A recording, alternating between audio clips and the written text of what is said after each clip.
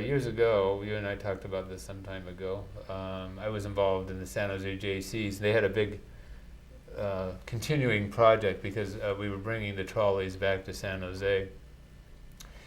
So part of what was happening. The trolleys on wheels, you mean? Yes, the right. trolleys Not on the- wheels. yeah, right. Okay, so we have our modern trolleys, but they also went and they restored some of the historic trolleys Yeah. of San Jose. And so it was actually involved in ripping these things to pieces and refinishing the wood, resanding each little piece, and they had a trolley master engineer to direct this and so forth. And so anyway, so I took my kids down.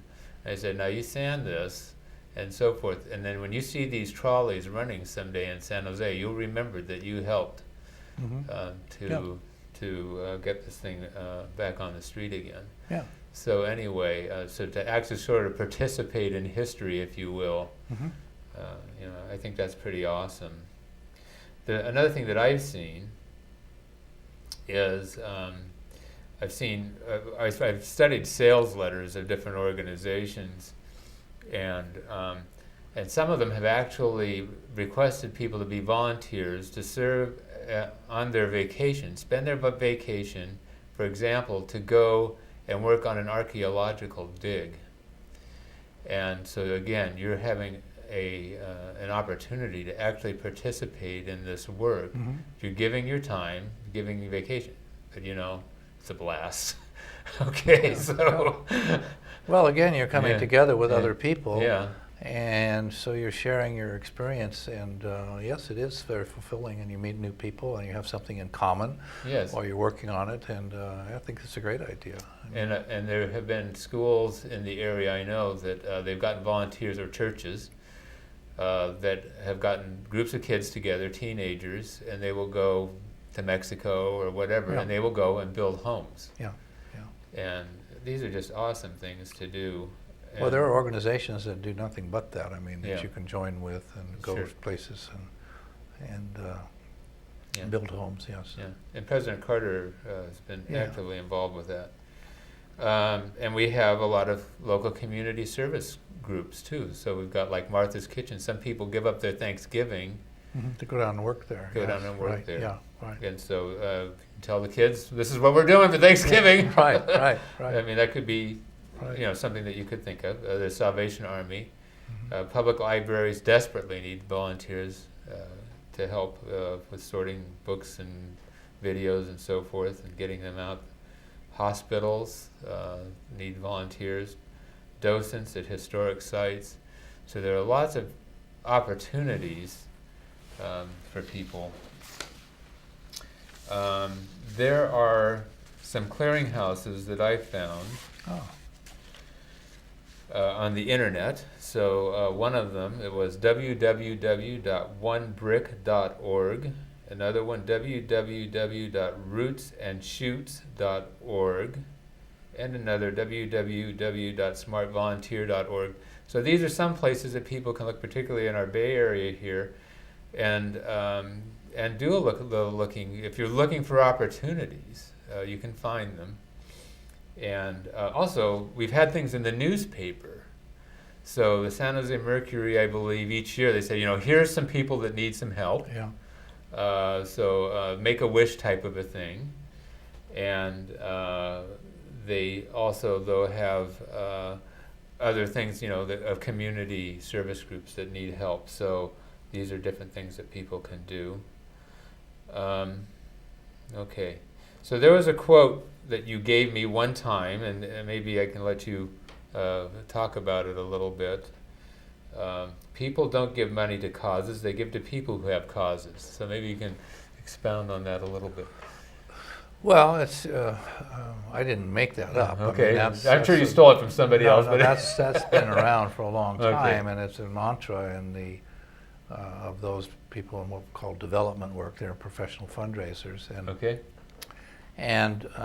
so that's why they go to recruit people like you and me, and then ask you to go and solicit your friends because Sometimes reluctantly. Yeah, well, you feel a bit manipulated because they're there and you're friends and you don't want to insult them, and then you don't want them to think less of you, and so then you make a gift, and then you realize, well, there's a thing another thing called the gift of convenience. Yes. So just to get you to go away, they give you $10, and here, $10 go away. But everybody knows that that there's somewhere in there's a real gift, and otherwise it's just kind of a go away. And so, but that is true that on our own we are reluctant to just spontaneously decide we're going to write a check to some organization because we saw some solicitation.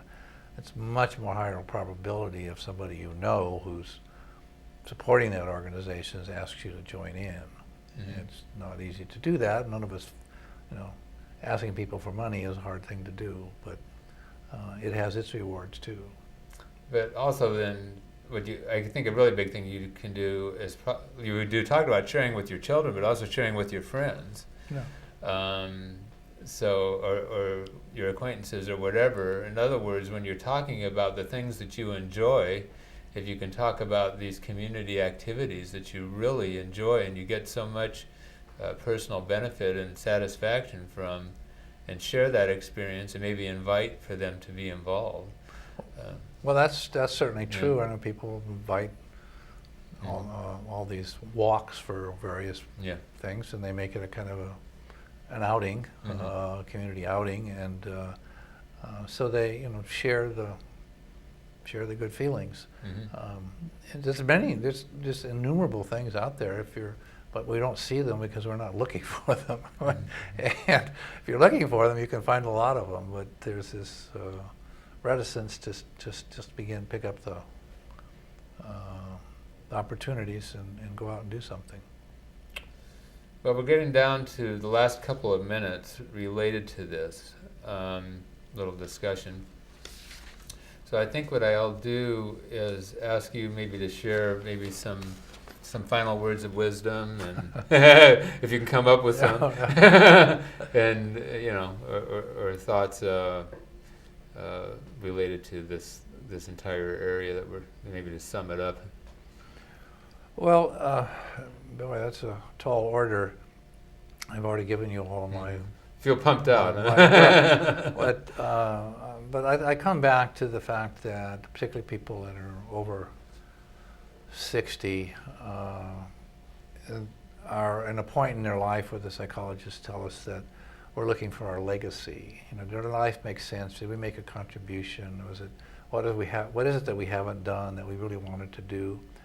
And at that point, you begin to realize that legacy has some significance. You don't want to feel like you just came and went and didn't do anything. And that's why I encourage people to start thinking about community, because they're thinking about legacy. So it's not like you're catching them off guard. They're thinking about that. And but then the follow-on is, well, what can you suggest?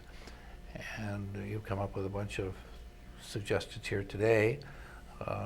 And in my profession, I'm encouraging, as I said, people to include the community as one of their children when they're disposing of their assets, whether it's while you're living or when you die.